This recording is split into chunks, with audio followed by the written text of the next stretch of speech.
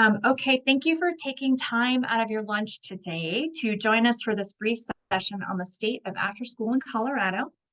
I would like to thank Representative Jennifer Bacon and Senator James Coleman for sponsoring our light bulb delivery, not last Thursday, but the Thursday before that. And thank you to Denver After School Alliance and Maxine for partnering with us on that delivery. We know you are very busy, so we will keep this session brief.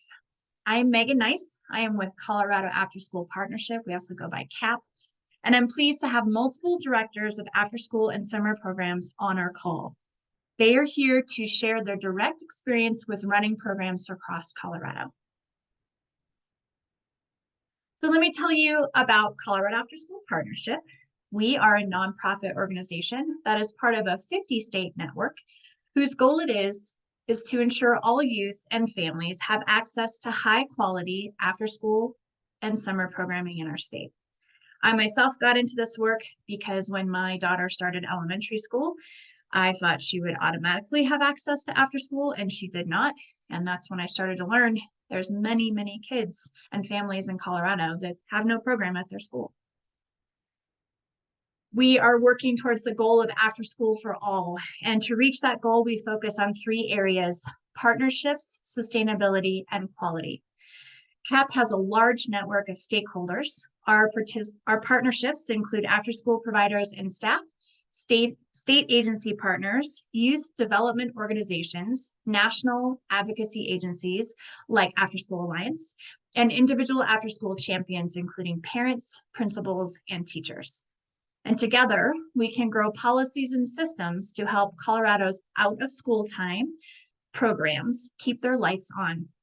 To ensure programs are of high quality, we also provide ample resources and professional development opportunities for people who are working in the after school and summer field.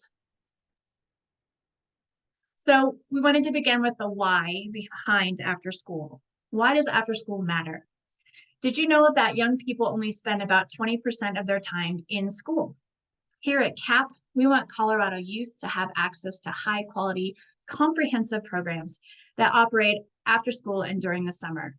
Comprehensive means daily, high dosage programming that includes all of the elements you see here on this slide.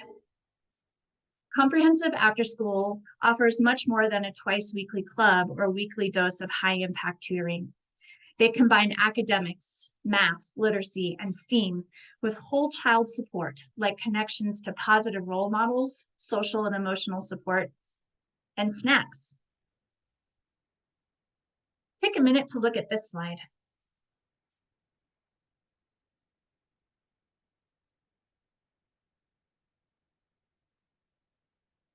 Out-of-school time programs accelerate student learning and growth, and they promote healthy futures.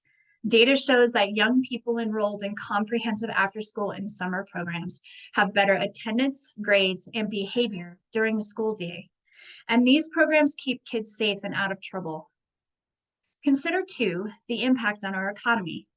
Families and businesses benefit from daily after-school and summer programs because they provide a safe place for young people to be while their parents and guardians are at work. According to After School Alliance, parents and guardians who do not have access to childcare miss an average of 8 days of work per year. And this decreased worker productivity costs businesses up to $300 billion a year. Additionally, out-of-school time programs are a key labor force and employer in Colorado. These programs employ a significant number of Colorado residents in a myriad of part-time and full-time positions. And many also employ high school students, which creates a pathway to becoming a future teacher and youth development leader. It is clear that out-of-school time is essential for our students, families, schools, and communities, and it is essential to Colorado's workforce and economy. This slide probably looks familiar.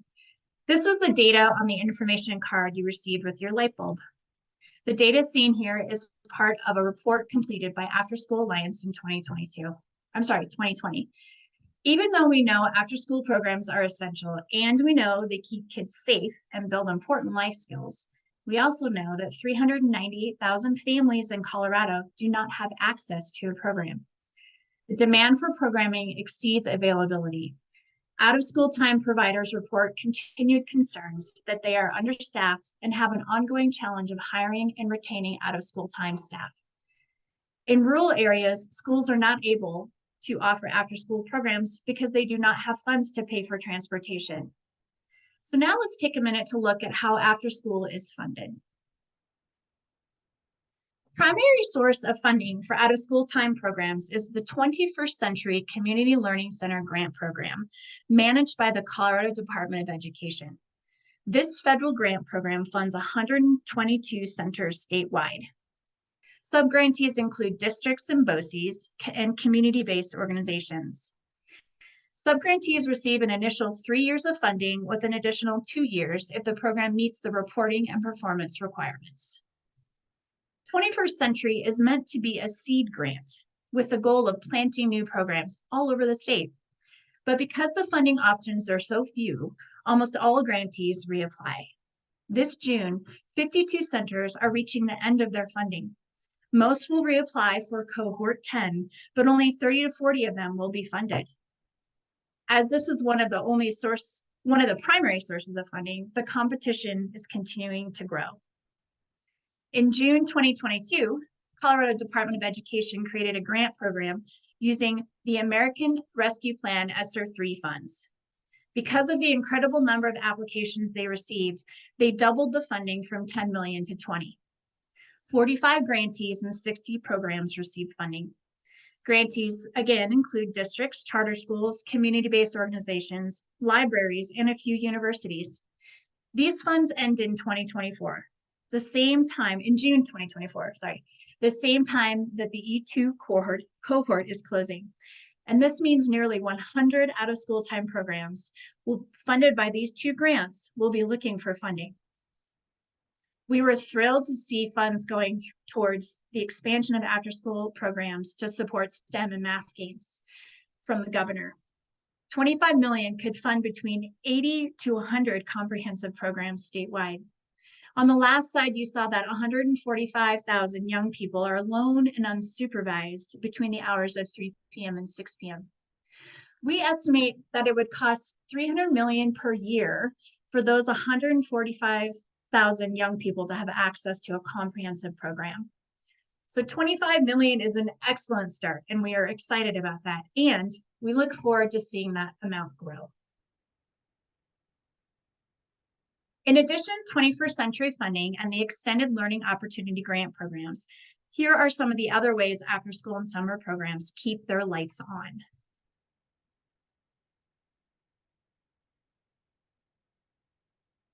I spoke to a provider of a program in a rural area of Colorado who has 14 different grants to sustain her one program. And as you can imagine, managing that many grants takes time away from her ability to support her team and be present at her programs. Smaller organizations in rural areas may not have the capacity to apply or manage the grants that are available for these programs. And this leaves families and communities without any options. So now that you have been briefed on the current state of after school in Colorado, I'd like to share with you a few ways you can help. Please support legislation that funds after school and summer programming, especially comprehensive programs that offer daily after school support and during the summer. And remind others that after school and summer programs lead to positive youth development and academic outcomes, and that they are essential to working parents and caregivers. Help us make sure that after school is not an afterthought. Come and visit a program. Rachel's going to be sharing our map with you so you can see what programs are available in your region. We would love to connect you with a program in your region so you can see the magic of after school in action. And I will provide my email as well as Maxine's email at Denver After School Alliance so we can get you connected to a provider and set up a tour. And please stay in touch with CAP and your local after school champions. So now I'm going to turn off the share, the share screen and see if there's any general questions. And then I do have a few questions for our providers that are on the call. All right. So any questions at all? All right, so I'm going to get this going here with some questions for my group here. Okay, so my first question for our directors of programs, what has been your greatest challenge with running your program so far this year? Sarah, do you want to start? Sure. Hi, my name is Sarah Conley. I am the director of the Out-of-School Times for Cherry Creek School District.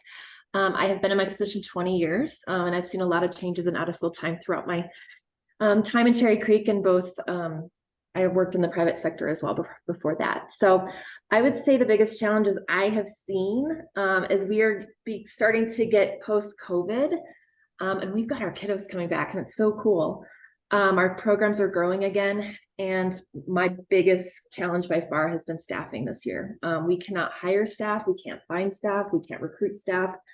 And I think it's because I'm not able to pay them where I need to be at. So that's probably been my biggest challenge. I think in my first time in 20 years, I've had to cap the capacity of our programs, turning families away, and that breaks my heart because I've never had to do that before. All families who need care in Cherry Creek have always received it, regardless of income or anything. So that's probably been my biggest challenge.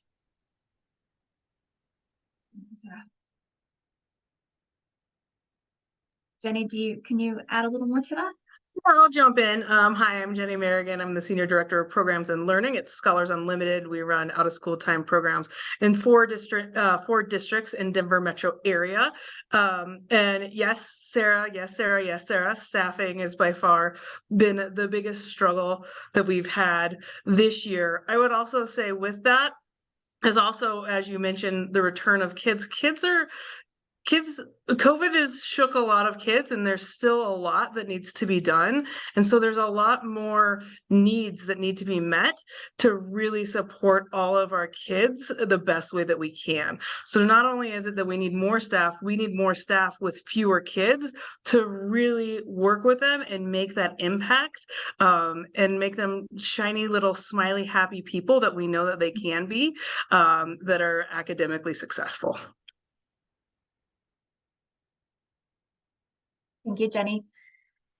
So my next question for the group is, what do the young people and families in your programs need right now? Stephanie, do you want to answer that? Hi, I'm Stephanie Hansen. I'm the Extended Learning Manager here in Adams 12. I currently oversee 10 programs. All 9 of them are 21st century funded.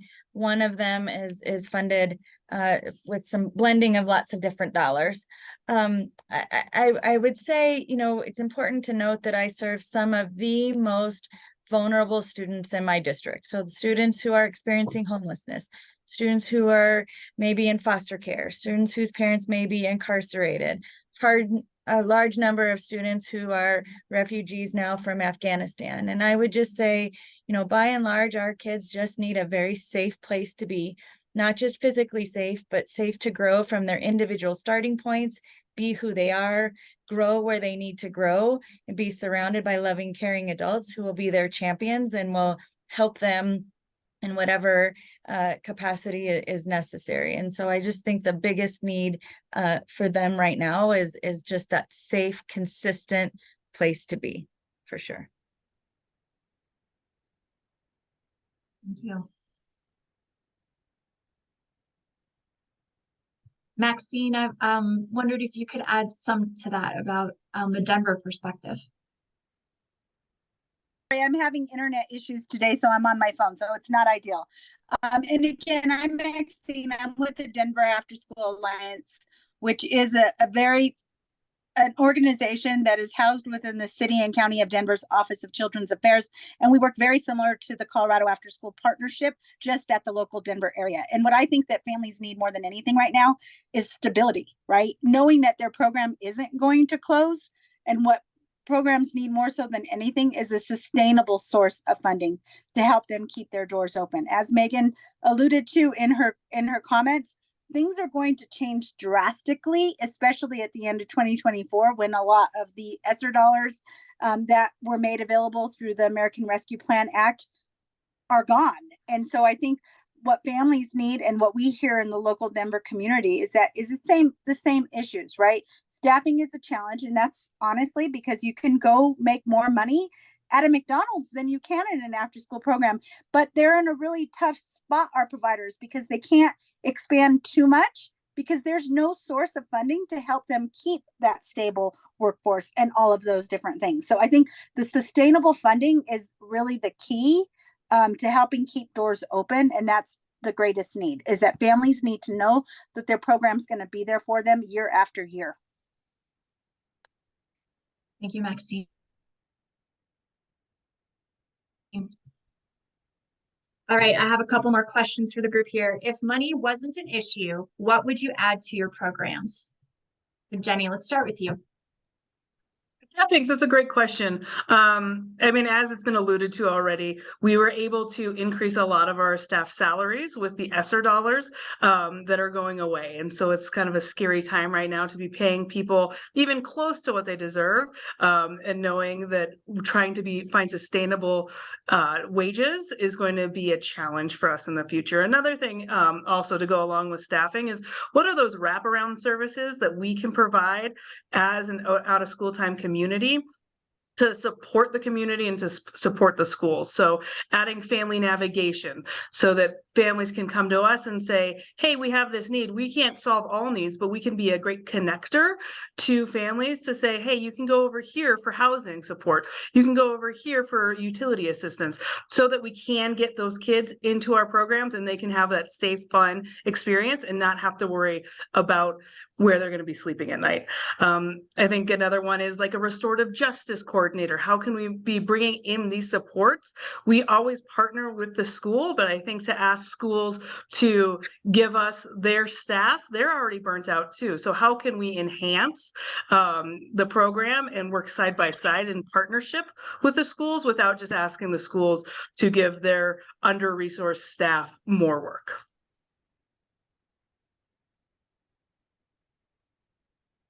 Thank you. Then Sarah, do you want to add anything to that? Sure. I just want to piggyback on what Jenny said. She hit the nail. Sustainable wages. If I had unlimited funds, I would have all of my staff, all of my positions meet at least the median income level, which none of them do right now. So that would be definitely, and giving them the resources. I feel like they get more and more and more work with less resources and not enough money. So that's on the staffing side. On the family side, I would give more scholarships. I give as many as I can right now, but in a perfect world, I would support every family who needed help. So those would be my two big ones.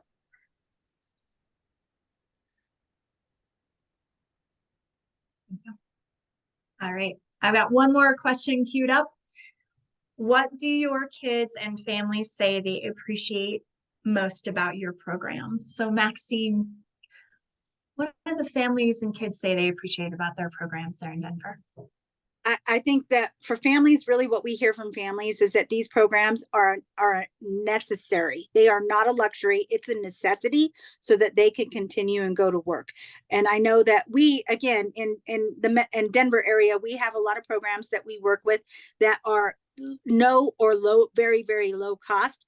And again, that helps support working families so that they can go to work. And so I think that's what they say. Kids love it. Kids love building relationships with people in a different way. They love getting to have new experiences and learning about new things. And so it helps them grow in a different way than the school day. So I think from what we hear most, it's really helping to support the whole family and the whole child have all kinds of different experiences that they don't necessarily get from school.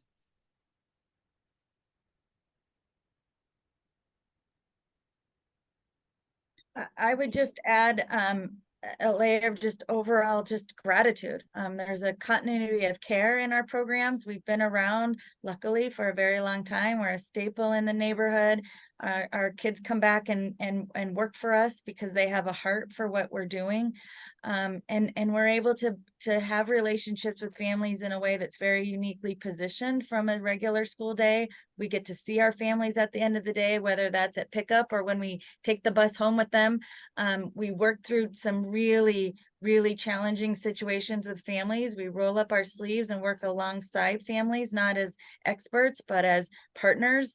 And I just think there's an overwhelming gratitude and sense of appreciation for the work that is happening. And I think it's important to note that we're still in the throes of post-pandemic response. Our kids and families are hurting. They're still hurting. They suffered disproportionately and were impacted disproportionately. And they just need that space where someone's gonna love on them, care about them, and be a partner in solving some really heavy challenges. So gratitude is the overwhelming response we get from families in any impact survey we do. Thank you. All right. Well, Representative Weinberg and Representative Frizzle, thank you so much for joining us today. Did you have any questions for the group here, just about anything we covered today? No, thank you very much for the invite. It's marvelous. Yeah, thank you. I appreciate the information. Yeah. Well, we definitely invite you to come and tour a program in your area. We can definitely help set that up. And so thank you for being here today. And just helping us keep the lights on and after school. That's what the light bulb was for. It was a nice putting all the ideas together. So well done. Yeah, wonderful. Thank you. All right. Well, Thank that you. concludes our session. Thank you so much. Have a good Thank day, you. everyone. Thanks for being here. You too. Thank Thanks you for all your the- time. Yeah, Thank thanks for you. everything you all do for youth and family in Colorado. Thank you.